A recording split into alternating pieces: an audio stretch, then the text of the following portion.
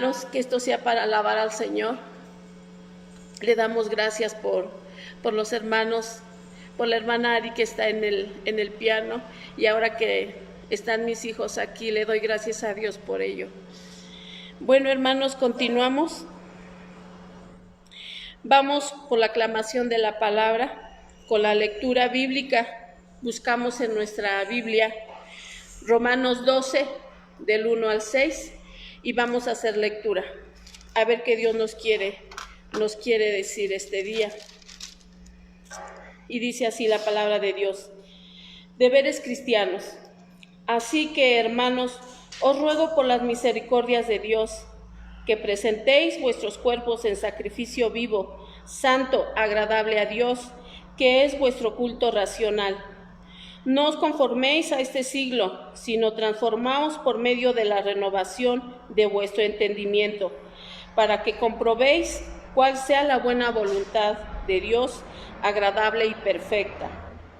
Digo, pues por la gracia que me es dada a cada cual que está entre vosotros, que no tenga más alto concepto de sí que el que debe tener, sino que piense de sí con cordura, conforme a la medida de fe que Dios repartió a cada uno. Porque de la manera que en un cuerpo tenemos muchos miembros, pero no todos los miembros tienen la misma función, así nosotros, siendo muchos, somos un cuerpo en Cristo y todos miembros los unos de los otros. De manera que entiendo diferentes dones, según la gracia que nos es dada. Si el profecía, úsese conforme a la medida de la fe. Amén. Continuamos. Le damos el espacio a nuestro pastor Armando Contreras, que nos va a proclamar la palabra. Gracias. Hola, buenas tardes, mis hermanos. Estamos en este mes de la Reforma. Llevamos ya con estas 3 predicaciones, bueno, con la de hoy. Vimos a los pre-reformadores, vimos cómo se corrompió la iglesia, cómo vinieron estos pre-reformadores, vimos a Lutero la semana pasada, que fue uno de los reformadores, pues que gracias a él, a que Dios lo usó, pues la reforma protestante se pudo llevar a cabo. Pero vamos a ver hoy a un reformador que se le dice de segunda generación, no porque sea menos importante, sino porque surgió después, 20 años después, ¿verdad?, de Lutero. Se dice que Calvino iba naciendo cuando Lutero tenía 25 años. Entonces hoy vamos a ver a Juan Calvino, este gran reformador, y para nosotros los protestantes, los reformados, los presbiterianos, pues es más importante aún, ¿no?, este reformador. Pues vamos a hablar acerca del día de hoy, cuáles son sus aportaciones, cuáles fueron sus aportaciones para volver a la forma. Antes de orar quisiera decir esto, hermanos. Hay gente que dice: mira, a mí no me hable de la Reforma, no me hable de Lutero, no me hable de esas cosas, a mí hábleme de la Biblia, hábleme de Dios. Hermanos, no podemos nosotros dejar a un lado pasar a estas personas, a estos personajes, porque gracias a lo que hicieron ellos estamos nosotros aquí. ¿Por qué, hermanos? Porque ellos reformaron a la iglesia. Acuérdense que la iglesia católica era un caos, y ellos vinieron y reformaron a la iglesia, y gracias a eso, a que Dios los usó, hoy estamos nosotros aquí, tratando de alabar a Dios de una manera lo más limpia posible, lo más parecido a lo que la Escritura nos dice. Entonces, por eso vamos a ver las aportaciones de Calvino para volver a la forma bíblica. Vamos a orar, hermanos, y después de eso vamos a darle duro a la predicación. Padre, te agradecemos en esta mañana, o en esta tarde ya, Señor, por la oportunidad que nos das de presentarnos aquí, Señor. Hoy, Padre, todavía estamos reunidos a distancia, y pedimos, Señor, que tu palabra pueda llegar a través de este medio a las casas, a los aparatos de mis hermanos, pero principalmente, Señor, a sus corazones. Que puedan dejar todo lo que están haciendo de lado. Sabemos que no es fácil, pero tampoco es imposible que ellos se puedan concentrar. Pues así se concentran para ver programas televisivos, cuanto más, Señor, para ver el culto, Señor, para escuchar tu palabra. Te pido, Padre, que quites todo estorbo, que me uses con poder y autoridad, y que tu palabra pueda ser compartida, Señor, a través de la unción del Espíritu Santo. Te rogamos esto en el nombre de Jesucristo. Amén y amén. Vamos entonces a darle la primera diapositiva. Vamos a ver a Juan Calvino y sus aportaciones para volver a la forma. Y antes de entrar a ver una breve biografía, porque yo les digo, no se trata de ver una biografía de Calvino, sino de ver sus aportaciones, pero antes de ver esa breve biografía, quiero mencionar que Calvino, aquí está una foto de él, obviamente se vestía y tenía un look de su época, ¿no? A nosotros nos parece así como hasta gracioso, ¿no? Cómo se vestían con ese gorro, con estas camisas así la barba, ¿no? Y todo eso era el look que se utilizaba en aquellas épocas. Este es Juan Calvino, se los presento. Pero antes que nada, Juan Calvino fue un hombre de Dios. Fue un hombre creyente en Dios. Fíjense, él venía, su padre era súper católico, su padre tenía muchos nexos, era abogado, ejercía el derecho canónico, y bueno, metieron a estudiar a Calvino desde muy pequeño, desde los 12 años.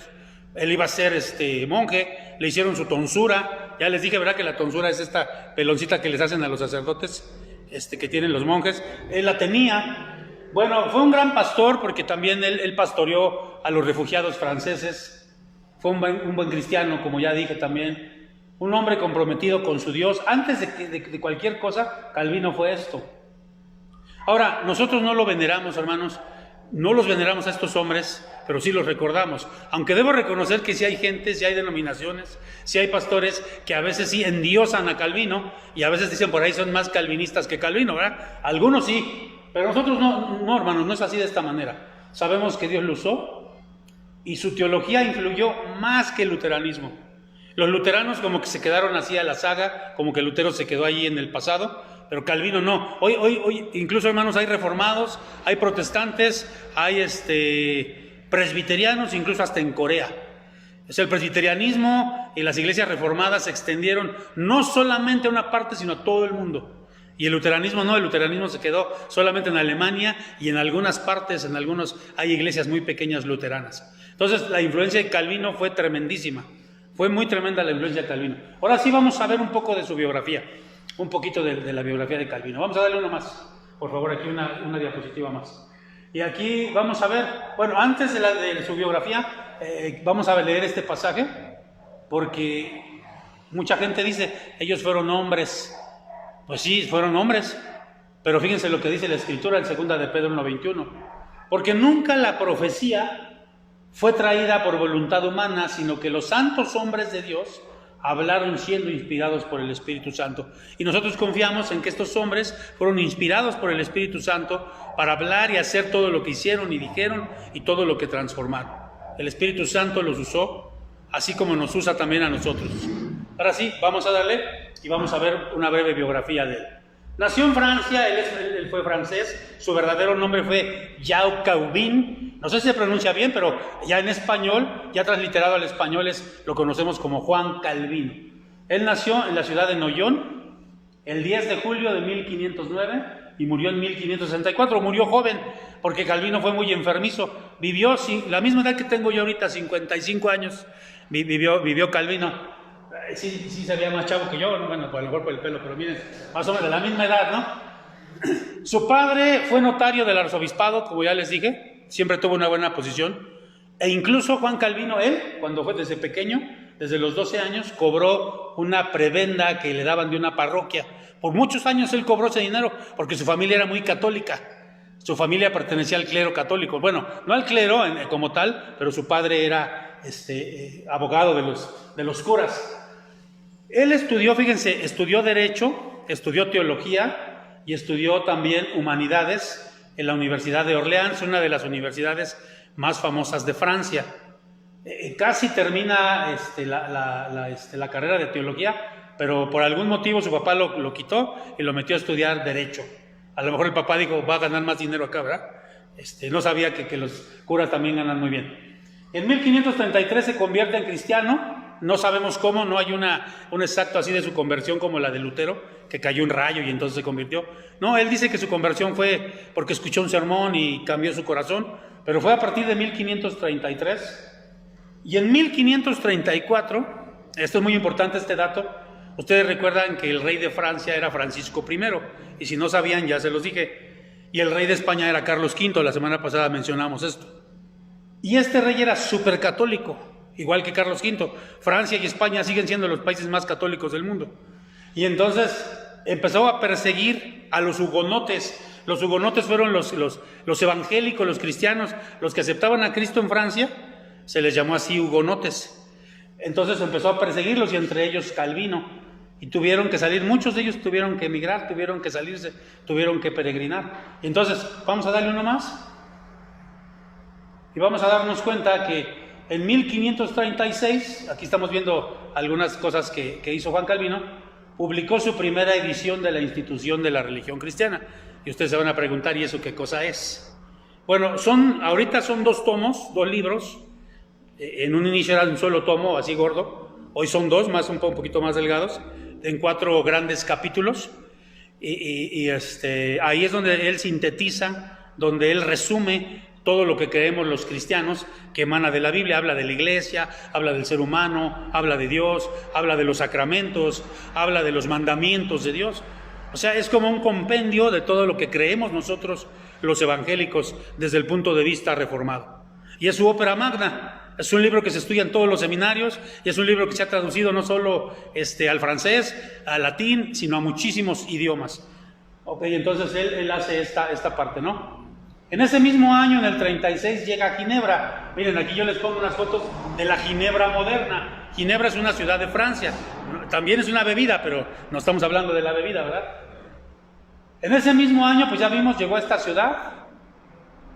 Y Guillermo Farel, que era o Guillaume Farel, que era otro reformador, que estaba allí en Ginebra, le dice, quédate conmigo para que me ayudes a que esta ciudad toda sea reformada.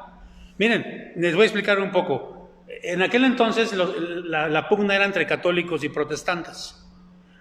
Y los protestantes eran los que protestaban contra Roma, ¿no? Los protestantes eran los que se quejaban en contra de los abusos de Roma. Y entonces la política se empezó a dividir. Por ejemplo, muchos de los Países Bajos, como Holanda, pero también estos países, Suiza y algunos otros países cercanos a ahí, empezaron a convertirse políticamente en protestantes, pero solamente era políticamente. O sea, de la noche a la mañana se hicieron protestantes porque sus gobernantes dijeron, nos vamos a hacer protestantes. Pero entonces, por eso Calvino y Guillermo Farel estaban trabajando con la gente para que en verdad se convirtieran al Señor y en verdad siguieran a Cristo.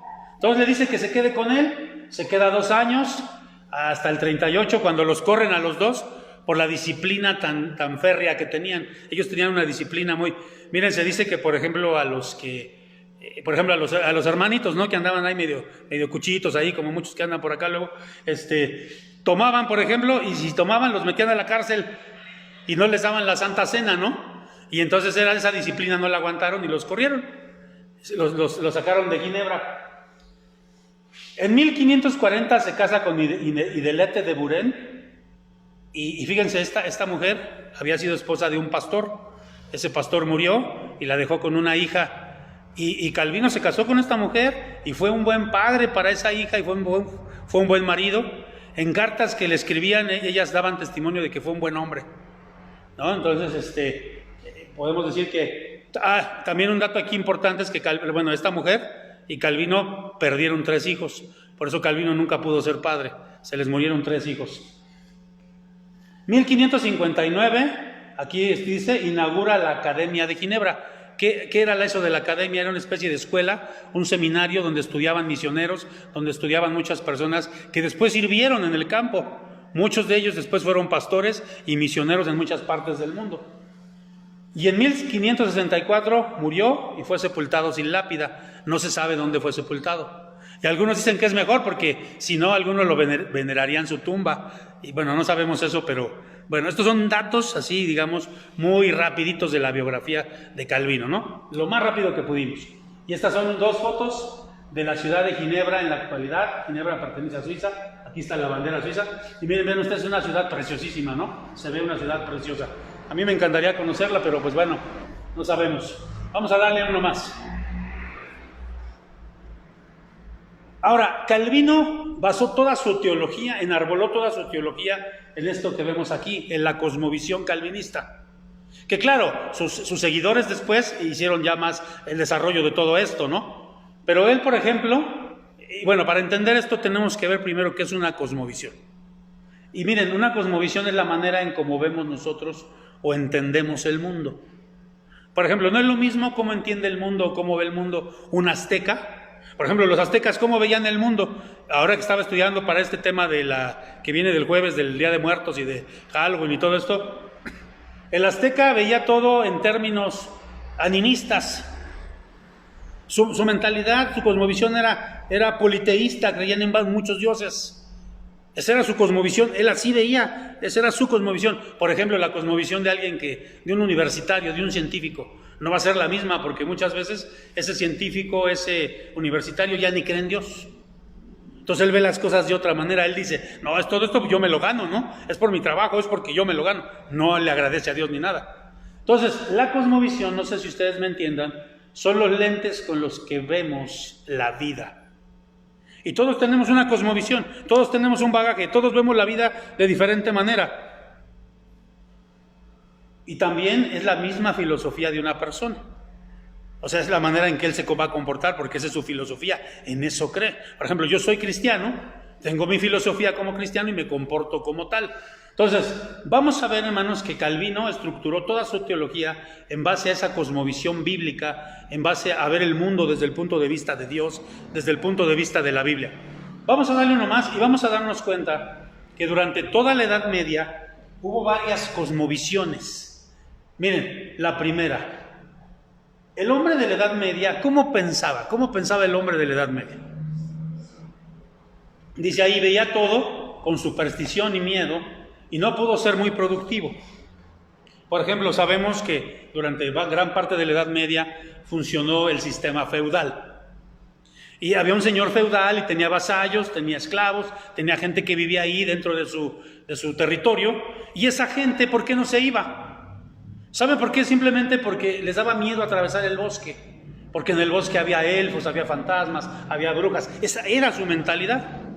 O sea, la mentalidad de ellos era una mentalidad muy supersticiosa, muy religiosa, vamos a llamarle así, malamente hablando. Miren, este cuadro que pongo aquí lo pongo a propósito. Este cuadro es un cuadro de Fray Angélico, que fue un pintor, bueno, fue un fraile, pero fue un pintor también durante toda la Edad Media. Y fíjense, aquí, en esta pintura es parte de esa mentalidad, de esa cosmovisión. Lo que más importaba era lo religioso. Aquí tenemos una figura el ángel está anunciando a María, es la anunciación. Y fíjense bien, el ángel y María, que son los personajes religiosos, están hasta el frente y están muy coloridos, ¿no? Se ven muy bien. Y el ser humano, los hombres, Adán y Eva, están por allá, chiquitos, sin color. Porque esa era la mentalidad de la Edad Media. El hombre no importaba. Quien importaba eran las cosas religiosas, lo que importaba eran las cosas espirituales, entre comillas. Y acuérdense que en este periodo, pues precisamente la ciencia no avanzó, las artes no avanzaron, porque realmente no había ese pensamiento, ¿no? Solamente era para la iglesia. No sé si me estoy explicando. Pero después surgió, vamos a darle uno más, surgió también el Renacimiento. Acuérdense, en el siglo XVI, ya lo vimos la semana pasada, junto con la Reforma Protestante de Lutero y el humanismo. Y aquí cambió por completo la cosmovisión, o empezó a cambiar la cosmovisión de la gente. Ya la gente no veía todo así de manera religiosa, supersticiosa, sino que empezó a centrarse en el hombre, empezó a centrarse en la razón. Por eso vino el Renacimiento, retomaron los clásicos, la ciencia empezó a avanzar nuevamente, por eso pues fue propicio para la Reforma Protestante y para el humanismo. Y si se dan cuenta, miren cómo la cosmovisión, cómo el hombre ve el mundo. Aquí ya no pintaban motivos religiosos, o ya no tanto pintaban motivos religiosos. Aquí ya comenzaron, esta es una pintura famosísima, ¿no? Entonces aquí ya empiezan a pintar a personas, ¿no? El ser humano como centro de todo. En el humanismo el ser humano es el centro de todo. Y aquí obviamente hubo un avance de las ciencias, pero hubo un alejamiento de Dios. Empezaron a dejar a Dios, ¿no? A un lado. En esta parte. Bueno, algunas vertientes como el humanismo y el Renacimiento, no así la Reforma Protestante. Pero esta fue una de las cosmovisiones. Vamos a darle uno más. Vamos a ver que también surgió el luteranismo. Con Lutero, ¿verdad? Y Lutero no se desligó completamente del catolicismo.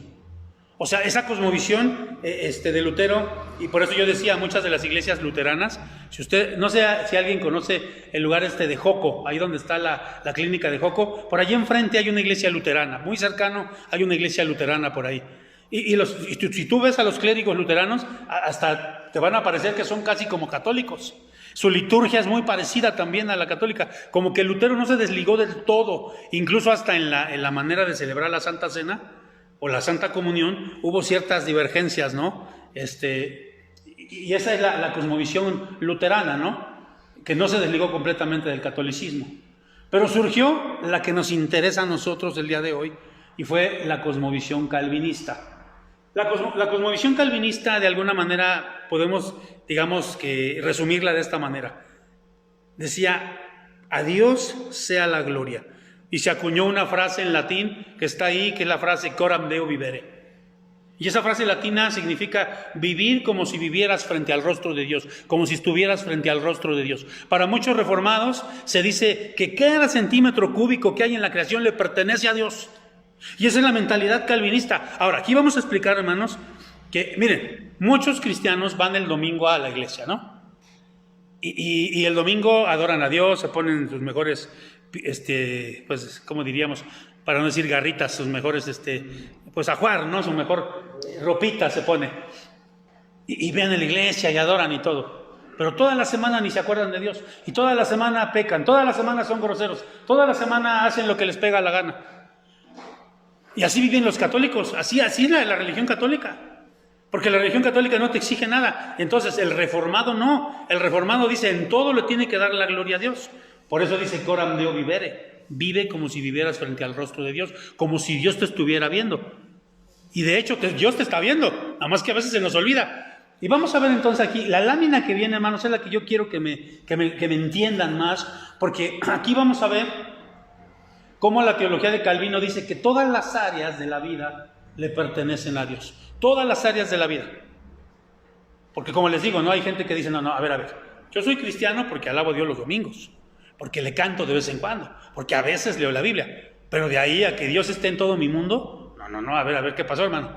Aquí en mi trabajo, no, el calvinismo fue la idea del calvinismo, fue la idea de esta teología reformada, que todo le pertenece a Dios y que esa debe ser nuestra cosmovisión, así es como nosotros como creyentes lo debemos de ver. Miren, dice Romanos 11:36, es un versículo preciosísimo porque dice, porque de Él y por Él y para Él son todas las cosas, a Él sea la gloria por los siglos de los siglos. Y ahí lo dice muy claro, hermanos, porque de Él, por Él y para Él son todas las cosas, a Él sea la gloria. Entonces lo que nos dice aquí, miren, antes en la Edad Media o poquito después, hasta todavía hace poco se decía, por ejemplo, cuando yo fui a estudiar al seminario me decían, es que tú vas a estudiar para el santo ministerio, tú vas a estudiar sagrada teología. Y entonces como que vemos lo sagrado, por eso a los pastores los vemos como que, pues ellos son más en cuanto a lo religioso, en cuanto a lo espiritual. Pero esa es una mentalidad que tenemos, ¿no? Y lo secular, lo sagrado y lo secular. Lo secular es lo de allá, lo del mundo, ¿no? No, para Calvino no había sagrado ni secular, para Calvino todo era sagrado. Y si yo digo que voy a estudiar sagrada teología, pues también el que va a estudiar sagrada medicina, o va a estudiar sagrada música, porque todas las áreas del devenir humano son sagradas, porque le pertenecen a Dios. Pero, en cambio, si yo hago la diferencia y digo sagrada teología y nada más pura medicina, pues entonces el médico no va a tener esa cosmovisión y va a decir, voy a hacer tranza, voy a hacer esto, voy a hacer lo otro, porque no tiene la cosmovisión de que es sagrada su profesión. Pero para Calvino todas eran sagradas. Ahora, fíjense, este hombre que está aquí se llama Anton van Leeuwenhoek, él inventó el microscopio. La ciencia le pertenece a Dios, él era cristiano. Este hombre es Van Dyck, un pintor, también cristiano. El arte le pertenece a Dios. Este es un futbolista, Kaká creo que se llama, y este hombre es cristiano, cada vez que mete un gol le da la gloria a Dios. Pero no se trata nada más de eso, miren, dice aquí 1 Corintios 10:31, que es un versículo también que como reformados tenemos muy, muy presente, porque nos dice bien toda la cosmovisión de la palabra de Dios. Dice, si pues coméis, o bebéis, o hacéis otra cosa, hacedlo todo para la gloria ¿de quién? De Dios. Así, si cuando comes tienes que comer para la gloria de Dios, cuando bebes tienes que beber para la gloria de Dios. Por eso no bebo pulque, no bebo tequila, porque sé que eso no le da la gloria a Dios. Por eso se supondría que no tendría que comer cosas que me engordan, cosas grasosas, porque sé que eso no le da la gloria a Dios. Pero dice, y todo para la gloria de Dios. Si voy al baño es para la gloria de Dios. Si voy a la escuela es para la gloria de Dios. No estudio una carrera para hacerme rico, estudio una carrera para darle la gloria a Dios y como resultado de eso Dios me va a bendecir. Entonces, para el creyente, Dios es el centro de todo. El cristiano hace todo para la gloria de Dios, todo porque se sabe deudor de Dios. Fíjense, lo que se hizo en Ginebra, cuando Calvino llegó a Ginebra, como yo les decía, se metía a la cárcel hasta los borrachos. En Ginebra no había pobres en la calle, no había indigentes, porque él reformó esa ciudad. Entonces, es muy importante, hermanos, porque donde hay un creyente, las cosas deben ser diferentes. Pero eso es cuando yo he cambiado mi cosmovisión. Cuando yo le doy la gloria a Dios en todo. Por ejemplo, un médico que es cristiano, que es cristiano de veras de corazón, que le da la gloria a Dios, no va a practicar nunca un aborto. Jamás va a practicar un aborto. Porque él sabe que eso no le agrada a Dios. Un abogado no va a andar en cosas chuecas. Por eso dicen, estudias derecho y luego te vas chueco, ¿no? No, un abogado debe ser, si es cristiano de veras, tiene que irse por el camino recto porque le sirve a Dios. Un empleado de cualquier fábrica, pues no va a robar a sus patrones, porque no le está robando a los patrones, porque le está sirviendo a Dios. ¿Me estoy explicando? En los que venden productos en los mercados, pues no van a vender kilos de 900 gramos. Como muchos le hacen, van a vender kilos de a kilo, e incluso hasta van a dar pilón, porque son mejores, porque están sirviendo no a las personas, están sirviendo ¿a quién? A Dios. Los que estudian, los muchachos y los estudiantes, no van a ser los más burros, no van a ser los que copian, no, tienen que ser los más destacados, o por lo menos hacer su mejor esfuerzo, porque están honrando a Dios. Eso es la cosmovisión calvinista, hermanos. Dale la gloria a Dios en todo. Y eso Calvino lo sacó de la Biblia. Imagínense, esto le pegó en la Edad Media a aquellas personas que solamente se iban a sentar los domingos en una banca y que decían que eran cristianos, que eran creyentes, pero su vida era un desastre. Ahora, cualquier parecido con la realidad, pues bueno, ya eso no es cosa mía, ¿verdad? Vamos a darle uno más. También Calvino decía que el hombre es custodio del hombre. Esto es parte de su teología reformada. Y decía, el ser humano es imagen de Dios. Y aquí lo dice en Génesis 1:26, aquí está, miren. Dice así, entonces dijo Dios, hagamos al hombre a nuestra imagen. Aquí en latín, los teólogos dicen a la imago Dei, a la imagen de Dios. Hagamos al hombre a nuestra imagen conforme a nuestra semejanza. Y señoree en los peces del mar. Fíjense la palabra, señoree en los peces del mar, en las aves de los cielos, en las bestias, en toda la tierra y en todo animal que se arrastra sobre la tierra. Entonces el ser humano está hecho a la imagen de Dios. Fíjense lo que dice el Salmo 8. Me encanta este salmo. Dice, se pregunta el salmista, ¿qué es el hombre para que tengas de él memoria y el hijo del hombre para que lo visites? O sea, ¿qué es el hombre, Dios? El hombre ante ti no es nada, Dios. Y sin embargo, dice, le has hecho poco menor que los ángeles y lo coronaste de gloria y de honra. Le hiciste señorear sobre las obras de tus manos. Todo lo pusiste debajo de sus pies. Es decir, Dios hizo al hombre con su imagen. Y aunque el hombre está caído, a partir de la caída en el Edén, de la desobediencia, la imagen de Dios cayó del hombre, pero no por completo, porque el hombre sigue siendo inteligente, el hombre sigue siendo creativo, el hombre sigue teniendo sentimientos. Lo que está diciendo la teología de Juan Calvino es que el hombre, de alguna manera, sigue teniendo dignidad. Y entonces esta teología lo que nos hace ver es que tenemos que ver a los demás. ¿Se acuerdan ustedes qué fue lo que le dijo Caín cuando Dios le preguntó por su hermano Abel? ¿Sí se acuerdan qué fue lo que le dijo? ¿Que yo soy guarda de mi hermano?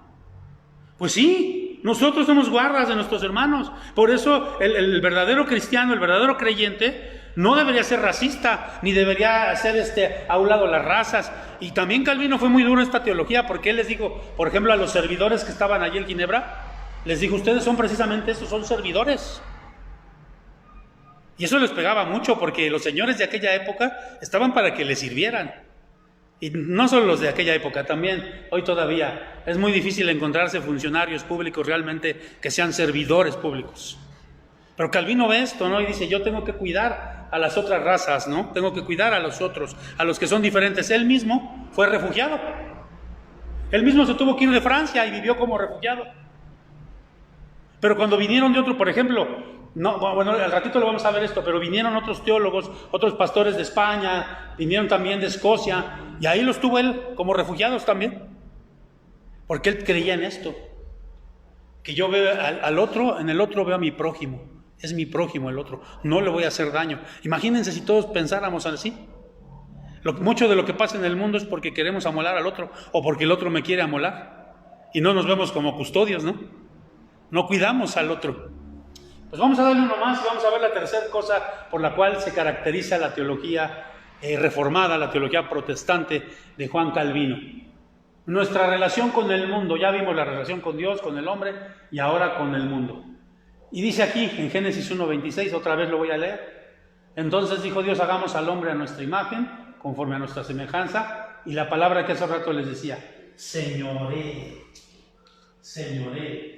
Y si se dieron cuenta, si lo puede regresar tantito el Salmo 8, el siguiente, miren cómo dice el Salmo 8. Le has hecho como aquí dice, y le hiciste señorear sobre las obras de tus manos. Tú lo pusiste debajo de sus pies. Ahora sí vamos a regresarnos. Si se dan cuenta, Dios puso al ser humano como señor de la creación. Pero ahí está la mala interpretación, porque muchos piensan, yo soy señor, yo puedo hacerla con la creación lo que se me pegue la gana. Me acuerdo, antes cuando yo vivía aquí un tiempo, en este terreno viví un tiempo, un vecino por acá estaba quemando basura. Ahorita me acordé, y estaba quemando basura y todo el humo se me iba a donde yo vivía. Entonces fui y le dije, oiga vecino, de buena gana, le dije, vecino, por favor, mire que, ¿saben qué me contestó? Me dijo, en lo mío, yo hago lo que quiero. Así me contestó. Y yo dije, pues sí, esa es la mentalidad que mucha gente tiene. Esto es mío, no es tuyo, nada es tuyo.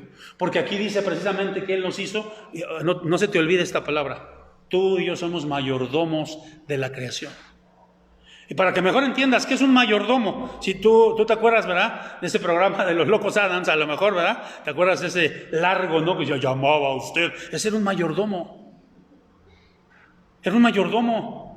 O en las comedias, en las películas se ve, ¿no? Hasta les ponen con su cosita, su chalequito así como rayadito, así como muy estirados, así de moñito. Es un mayordomo, no es el dueño. Podríamos decir que el mayordomo es una persona que cuida. Y entonces aquí lo que está diciendo, ustedes son señores, no déspotas. En griego hay dos palabras para la palabra Señor. Una es Kyrios, que es la palabra que se le dice a Jesucristo, el Señor. Y el señorío de Cristo fue en humildad. Y otra palabra es la palabra déspota. Y tú sabes quién es un déspota, ¿no? Ya lo decimos de las personas que son muy engreídas, muy sangronas. Es bien déspota. Bueno, muchos piensan de la creación que son déspotas. Y claro, les dio un mandato cultural y les dijo, sí, vayan y fructifiquen, sí, vayan y enseñorense, agarren los peces, pueden comer, pueden hacer, pueden sacar de la naturaleza. Y fue lo que le hizo el hombre. El hombre sacó de las minas, hizo con los metales, hizo cosas. El hombre ha hecho culturalmente, eso es el mandato cultural. Todo esto que tenemos aquí, el hombre lo ha hecho. Pero ¿sabes por qué lo ha hecho? Porque Dios le dio sabiduría y porque Dios le dio permiso de hacerlo. Pero no es para que nosotros ¿qué cuentas le vamos a entregar a Dios de la creación? Entonces, esa es una de la parte de la teología reformada. Entonces, el reformado debe ser un ecologista de primera, Nosotros como calvinistas debemos ser realmente los más grandes ecologistas, los que más cuidamos a la creación y a mi prójimo, y le damos la gloria a Dios en todo lo que hacemos. Vamos a darle uno más. Y aquí vamos a ver entonces aportaciones del calvinismo. Son dos diapositivas las que traigo. En una me voy a tardar un poquito más que en otra. Y vamos a ver, por ejemplo, esto que les voy a decir aquí, hermanos, ustedes lo pueden corroborar. El sistema democrático representativo que existe en muchas partes del mundo, en nuestro país, es la forma de gobierno que tiene, democrático representativo. Nuestra iglesia tiene una forma de gobierno democrático representativo. Ustedes escogen, por ejemplo, aquí nosotros no vivimos en una, ¿cómo se llama? Congregacionalista, en un gobierno congregacionalista donde manda toda la congregación. No, porque ustedes escogen a personas, escogieron a una directiva, escogieron a un pastor, y quien va a dirigir el gobierno de la iglesia, ¿quién es? Pues el pastor junto con la directiva, porque ustedes lo escogieron. Así pasó, ustedes escogieron un presidente, escogieron unos diputados, escogieron unos senadores, y ellos son los que gobiernan por nosotros. Si escogimos bien o mal, pues eso ya es otra cosa, pero ese es el sistema democrático representativo. Pues ese lo inventaron en Ginebra. Incluso Rousseau, que también después a Juan Jacobo Rousseau, que pues también se le daba ese atributo. Bolívar también en las Américas, solamente lo copiaron, solamente lo implantaron de Ginebra. Eso está en libros, eso no me estoy diciendo de... También inventó, pues de alguna manera en Ginebra, la propiedad privada, el secreto bancario. Ahora, bueno, eso ustedes me van a decir, ¿dónde están los bancos más poderosos del mundo? En Suiza. Fíjense, también una de las cosas, aunque me tapa ahí, dice, no importa, la traducción de la Biblia al español. Hace rato yo les dije, no, también en España, también hubo persecución de los protestantes. Y fíjense quién llegó a España, hermanos. Casiodoro de Reina, y ahí, llegó de España a Ginebra, y ahí Calvino lo recibió, y ahí pudo hacer su versión del oso, que más tarde la revisó Cipriano de Valera, y por eso nosotros tenemos la Reina Valera, ¿verdad? En honor a esas dos personas, a quien la tradujo y a quien la revisó. Casiodoro de Reina y Cipriano de Valera. Y ahí Calvino, pues él de alguna manera también auspició el poder estar, pero no solo a él, ahorita se me estaba olvidando también, Juan Knox, que fue uno de los grandes reformadores escoceses, estuvo también allí en Ginebra, también refugiado con Calvino. Y ahí hizo la Biblia en inglés, conocida como la Biblia ginebrina, que esa Biblia fue la que trajeron cuando vinieron, ahorita se me olvida el nombre del barco que vino de Europa a los Estados Unidos, el Mayflower, ¿no? Esa Biblia era la que traían, la Biblia ginebrina, y esa se tradujo aquí en Ginebra, porque Calvino los arropó. Fue una de sus aportaciones. Casiodoro de Reina tradujo también la institución de la religión cristiana, que fue la ópera magna de Calvino al español. Si no, no la tendríamos. Bueno, no sabemos, ¿verdad? Comentó todos los libros de la Biblia, hay comentarios de él a todos los libros de la Biblia, menos el Apocalipsis. Ya no le dio tiempo, acuérdense, vivió nada más 55 años. Y vamos a darle el último jaloncito aquí, de las aportaciones de Calvino, para que vean lo importante de esto, ¿no? Fíjense, el amor bien entendido al trabajo y al ahorro, y a solo vivir con lo necesario. Calvino fue muy frugal, Calvino fue muy austero. Y esta mentalidad la trajeron todos los que vinieron de Europa, que venían huyendo, que vinieron a formar las 13 colonias, traían esa mentalidad de trabajar, ser ahorrativos, de ser personas que... Ahora, bien entendido, ¿no? Bien entendido. El cristiano debe ahorrar, el cristiano debe ser trabajador, debe ser el más trabajador de todos. Yo cuando veo hermanos que son bien trabajadores, los felicito, y qué bueno, nada más no te claves, ¿no?, en el puro trabajo. Por ejemplo, la limpieza en las ciudades, hace unos... pues no me acuerdo si fue este domingo o el otro, cuando hablábamos de cuáles son las ciudades más, o los países o las potencias del mundo, y una de sus características es que son limpios. Tú vas a países donde son del primer mundo y encuentras, o sea, vean esto, hermanos, y da tristeza, ¿no? Por ejemplo, yo les he platicado que cuando fui un tiempo a estar en Estados Unidos, yo ni quería conocer Estados Unidos, me caían mal, la verdad, sinceramente. Pero yo debo reconocer que los avances que tienen, sus ciudades son súper limpias, son bonitas. Y cuando regresé a México, mi México querido, que dice uno, pues aunque sea pobre, siempre uno quiere regresar a su casa, pues una de las cosas cuando uno empieza a ver, ay, huele a orines, hay perros por donde quiera, hay basura por donde quiera, esa es la verdad. Aunque nos duela, es la verdad. Ellos por ejemplo, la ciudad de Ginebra es una ciudad muy limpia. La educación obligatoria para todos, hoy lo vemos muy sencillo, ya lo expliqué la otra vez. Había universidades solamente, una que otra universidad, y había escuelas palatinas que eran en los palacios solo para los ricos. Entonces él crea colegios, y crea gimnasios, que esa palabra gimnasio no tiene nada que ver con lo del ejercicio, sino así se llamaban, eran escuelas para que estudiaran la gente, ¿no?, los niños y los adolescentes, y los que estaban preparando para servir al Señor. Fíjense, este me impacta muchísimo, miren, él instituyó en Ginebra 1 hora diaria para que los padres les enseñaran la palabra de Dios a los niños. Y una vez al mes los llamaba para preguntar a ver si es cierto que estaban enseñándole la palabra de Dios a sus hijos. Eso es impresionante. Por eso lo corrieron, ¿verdad? Pero luego lo volvieron a llamar y regresó y ahí murió en Ginebra. Y sobre todo ayuda a los refugiados. Ayudó muchísimo a los refugiados. Hoy que estamos pasando una crisis de migraciones en todo el mundo, hoy que estamos pasando una crisis de refugiados, Creo que tenemos que ser más benévolos, creo que tenemos que ver más por nuestro prójimo. A veces somos muy rápidos en juzgar, ay, para allá vienen esos salvadoreños, ay, ahí vienen esos que... Sí, a veces son malagradecidos y todo, pero nosotros como evangélicos, como cristianos, tenemos que ver también, porque podemos ver las aportaciones de Calvino. Ahora, para terminar, ya solamente quiero decir esto. Ojalá esto te quede bien claro, hermano. Tú y yo somos cristianos. Tú tienes que vivir tu vida cor andeu vivere, como si estuvieras frente al rostro de Dios. Todo lo que hagas, todo. Una vez hacía un taller en una iglesia que me invitaron a hacer un taller y les decía, hermanos, era una iglesia grande y se formaron varios equipos y que hiciéramos en las cartulinas, en los papel bond, que pusiéramos ideas de cómo podemos glorificar a Dios en diferentes áreas. Incluso a unos hermanos, a un equipo le tocó cómo podemos glorificar a Dios cuando vamos al baño. Me acuerdo mucho de eso porque dice, ¿verdad? Si pues coméis o bebéis o hacéis otra cosa, hacedlo todo para la gloria de Dios. Y entonces decían, no, pues hermano, no gastando agua, cantando alabanzas, cuando vamos a un baño público, no pintando cochinadas.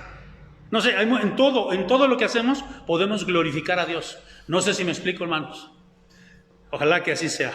Vamos a orar, hermanos, y vamos a darle la gloria a Dios. Padre, gracias por la vida de Juan Calvino, por sus aportaciones para volver a la forma. Porque seguramente, Señor, que el Espíritu Santo, y así lo creemos firmemente, lo llevó, Señor, a descubrir en tu palabra, en San Agustín, en San Pablo, a aquellas personas que lo ministraron también, Señor, a descubrir esta teología, que hoy nos hace tanto bien. Ayúdanos, Padre, a ser cristianos en todas las áreas, entregarte todo de nuestra vida. Porque por ti, de ti y para ti son todas las cosas. A ti sea la honra y la gloria. En Cristo Jesús. Amén.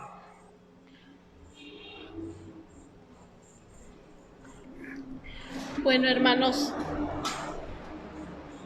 esta es la palabra expuesta. Le damos gracias a Dios por su palabra, por la vida del hermano Armando.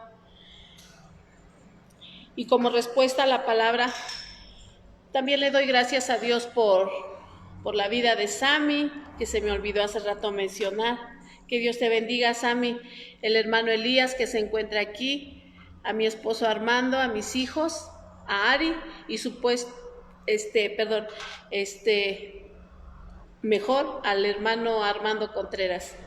Gracias por la palabra expuesta, Dios. Bendito sea tu nombre. Y como respuesta vamos a entonar el himno 438, los panes y los peces.